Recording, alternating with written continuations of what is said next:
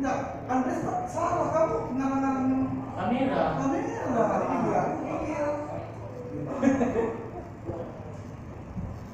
Karena ini komentarnya gak ada suara, makanya kan saya kira volume bukan. Kalau tadi komentarnya Pakai dia. Kalau bulan aja ya. pakai dia aja. Ya, tapi Enggak langsung aja, nanti bisa dipotong dia. Ya, sudah, kau jangan, kan semuanya lagi syuting gitu ya. Oke, ulangin lagi aja ya. Gak apa ya, sorry teman-teman. Oke, langsung aja lagi Pak. Lanjut aja. Lanjut aja ya.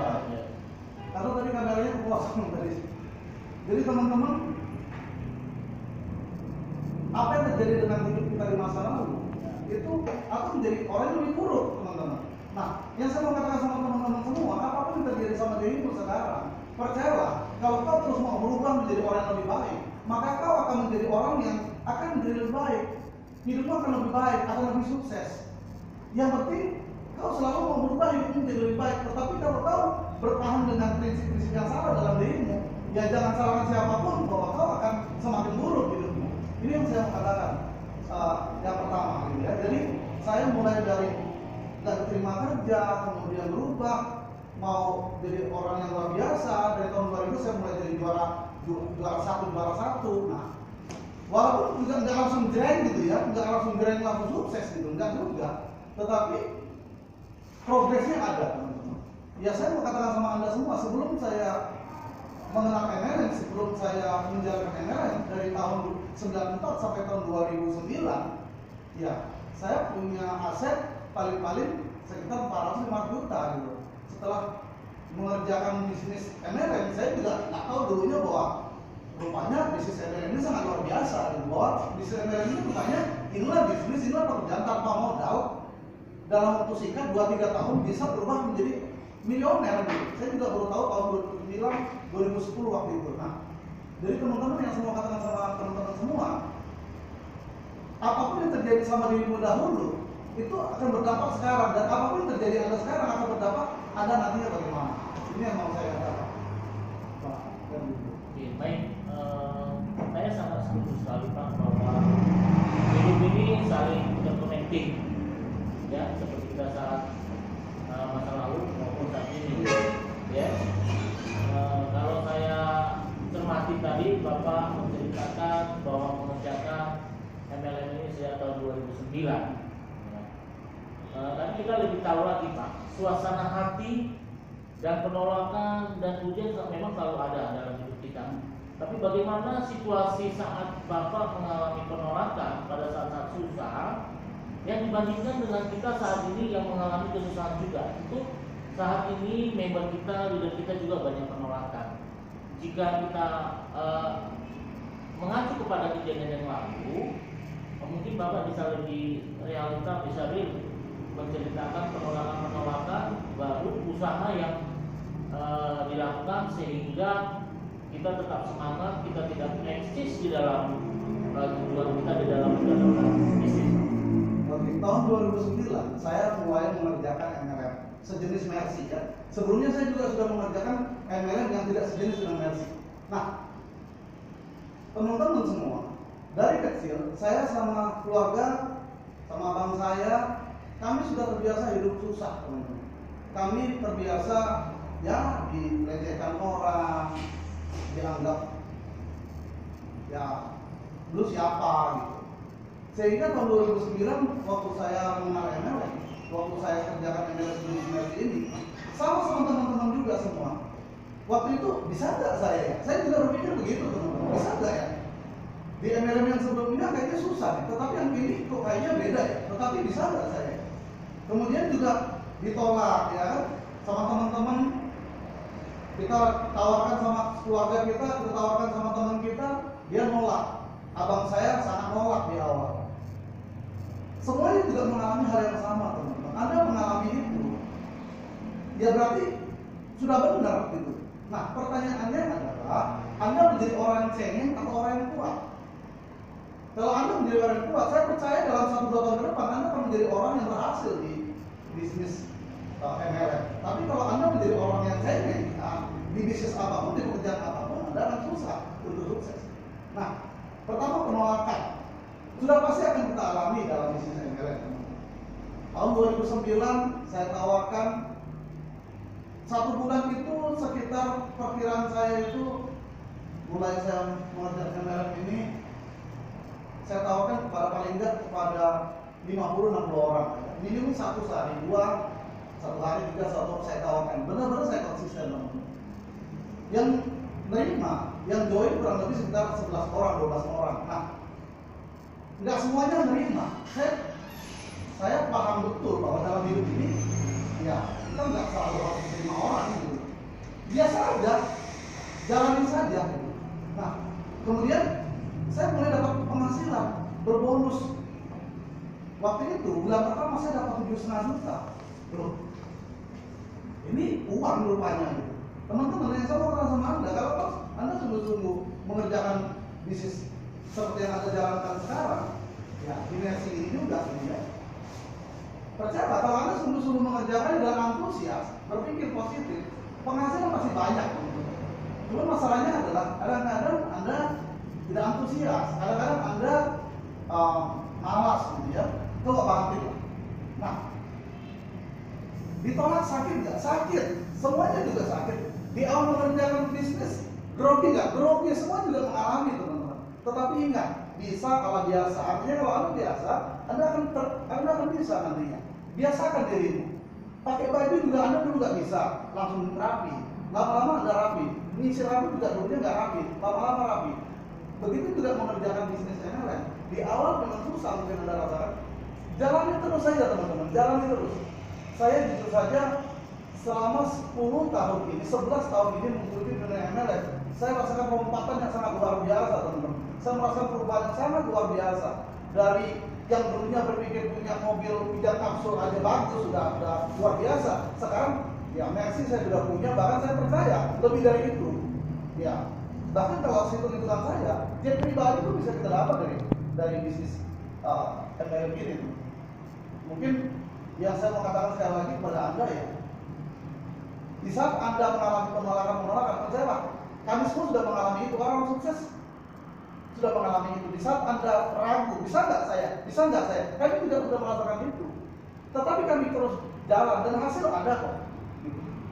Hasil ada. Nah, jadi teman-teman, ayo di masa yang seperti sekarang ini, saran saya di masa COVID ini, saran saya sama Anda harus bangkit. Anda 2 kali lebih keras mengerjakan pekerjaan Anda sehingga masalah-masalah Anda dalam keuangan khususnya bisa teratasi teman-teman. Bukan malah Anda berdiam diri tidak melakukan apapun. Memang pemerintah menyarankan kita untuk tetap di rumah. Benar, nggak apa-apa. Tetapi bagaimana Anda juga tetap di rumah tetapi berpenghasilan? Ya, sekali-sekali keluar dan jaga jarak. Saya pikir tidak ada masalah, tidak kan? Teman-teman, percayalah. Saya mau kasih ilustrasi 2, Pak. 2 orang marketing, anggaplah marketing motor. Yang satu kebingungan, kebingungan gimana ya, selalu dan nggak melakukan apapun dulu.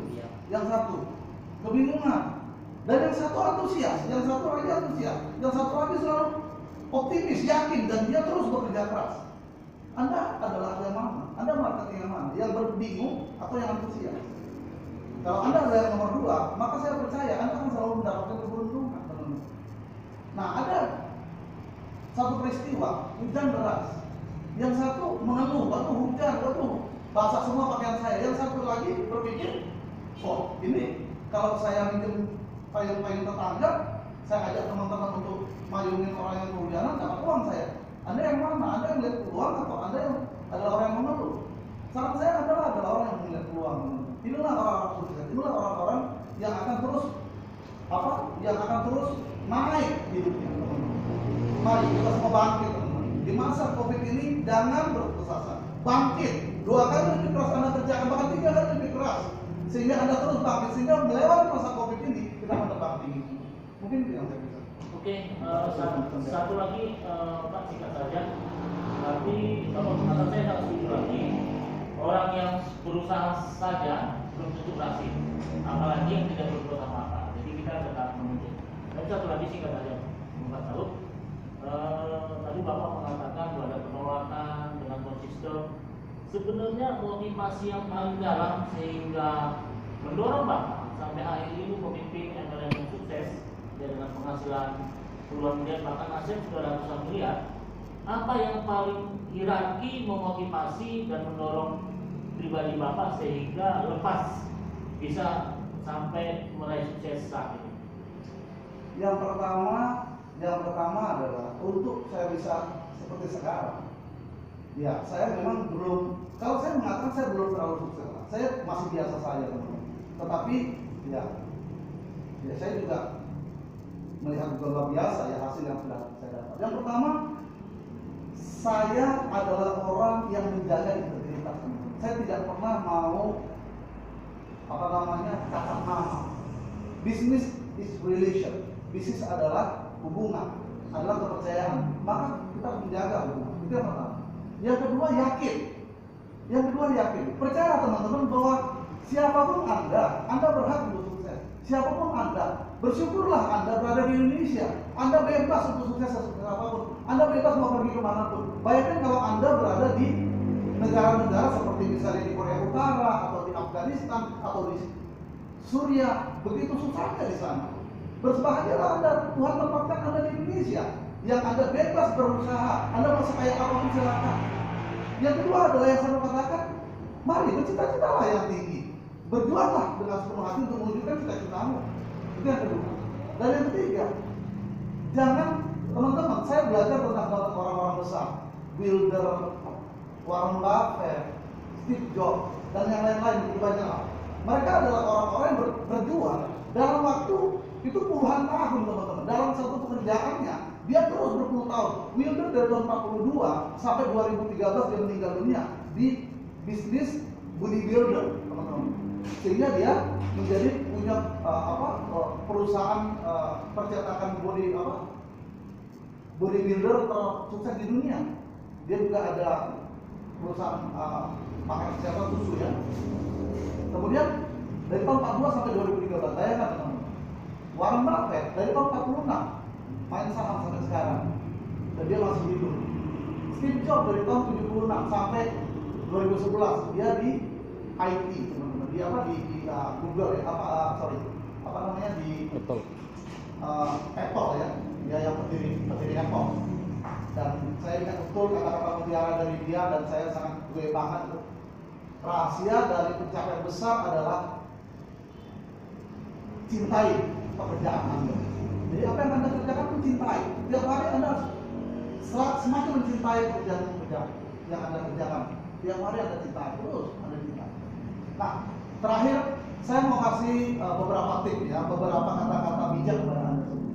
Teman-teman, tidak penting siapa Anda dulu, siapa Anda sekarang itu yang penting. Tapi yang paling penting, yang sangat penting adalah siapa Anda nantinya. Siapa Anda nantinya, itu yang paling penting teman-teman. Siapa Anda sekarang memang penting, tapi paling penting adalah siapa Anda nantinya. Bukan pertamanya bagaimana, tapi akhirnya bagaimana. Anda lahir miskin, bukan salah Anda. Anda hidup dalam keluarga miskin, bukan salah Anda. Tapi berakhirnya hidup Anda dalam keadaan miskin, itu mutlak salah Anda. Karena yang Maha Kuasa sudah bukakan jalan kepada Anda, sudah beri kesempurnaan tubuh kepada Anda. Teman-teman, tantangan itu bukanlah kiamat. Tantangan itulah yang membuat tulang-tulang kita semakin kuat. Tantangan itu yang membuat kita semakin menjadi orang yang lebih kuat dan lebih kuat. Jadi jangan takut dengan tantangan. Selanjutnya yang saya mau katakan sama Anda adalah sukses tidak ada rahasianya. Saya setuju dengan kata-kata. Sukses itu adalah tetapkan apa yang Anda mau capai dan perbaikilah hidupmu setiap hari menuju apa yang sudah Anda tetapkan, tujuan yang sudah Anda tetapkan. Selanjutnya, saya mau kata sama Anda, kalau Anda berpikir seperti tukang beca, maka Anda akan menjadi tukang beca. Kalau Anda berpikir seperti priayi, maka Anda akan menjadi priayi. Kalau Anda berpikir seperti seorang pengusaha sukses, Anda akan menjadi orang yang sukses. Cara berpikirmu yang akan menentukan masa depanmu. Kemudian yang saya mau katakan lagi sama Anda,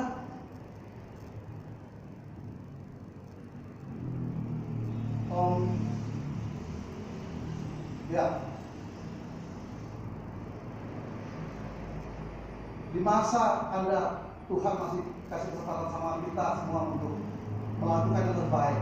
Selama nafas masih ada untuk kita memberikan yang terbaik pada keluarga kita, pada anak-anakmu. Buktikan cintamu sama anak-anakmu, buktikan cintamu sama keluargamu dengan cara kerja keras, dengan cara tidak mengeluh, dengan cara terus belajar. Jalani hidup dengan belajar dan berjuang setiap hari sampai sukses dalam dunia aman. Dan kita tidak berhenti belajar sampai Yang Maha Kuasa mengatakan pulang. Mungkin itu sebagian yang bisa saya share sama teman-teman. Oke, baik. Jadi para leader, member dimanapun berada, tadi sudah kita sama-sama melihat pemaparan dari Bapak Sam Simatupang, top leader kita, bagaimana ramalan menuju sukses dalam bisnis MLM. Kita sama-sama kita jalani, terus semangat. Seperti pada saat ini saya bertegas lagi kita menggunakan pendapat Dunlop, ya, Dunlop yang pertama kali di Kanada. Dalam situasi sulit kita harus bisa memetakan kehidupan kita dalam 3 tingkatan, bagaimana kita survival, security, dan sukses. Tadi bagian dari ini 3-tiganya sudah dijelaskan Pak Saud. Bagaimana kita bertahan dalam situasi sulit, bagaimana kita aman dalam situasi sulit, dan kita meraih sukses itu. Demikian para leader, kita buktikan bahwa kita bisa. Saya tunggu di puncak sukses. Terima kasih. Tadi di bawah hari tadi, Ya. kalimatnya